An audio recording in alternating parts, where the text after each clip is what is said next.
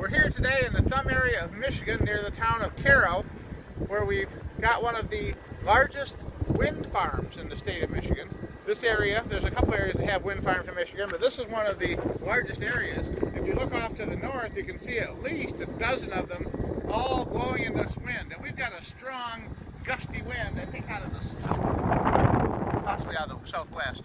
But this thing behind me is just flying. And I don't know how tall that is. I'm guessing a couple hundred feet. It's pretty cool. I like wind power. I know a lot of my friends are skeptical of it and don't care that much for it, but we've got a giant solar farm in Lapeer. We're going to show you one of these days too. It's, I think, one of the largest or the largest in the state. But the alternative energy is kind of cool.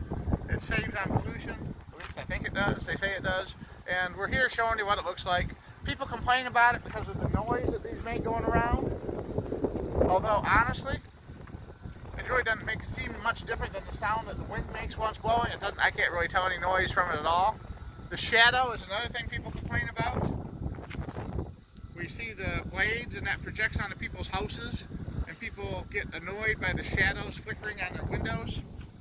And they also have a red light, strobe light, at the top of each one that blinks at night.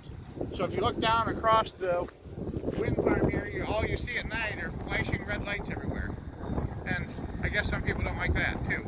But we thought about getting a drone video for you up top to see the top of it and to see how tall it is, but the electromagnetic field from the generating of the electricity is messing with our signal to the drone, and we lost control of it for a minute, and we were afraid it was going to get chopped up, so we decided not to. But anyway, we got a friend who works on these, helps assemble these. He's an electrician. He goes right up into the top of them. He said there's like a series of ladders inside with platforms, so you can't fall too far and get hurt. But they take all kinds of safety precautions. They go right up in them and even on top of them to do the wiring and maintenance on them. And I think it's quite fascinating how this works. I think these are really cool. And we're here showing them to you today just because we thought you might be interested in seeing a wind farm up close.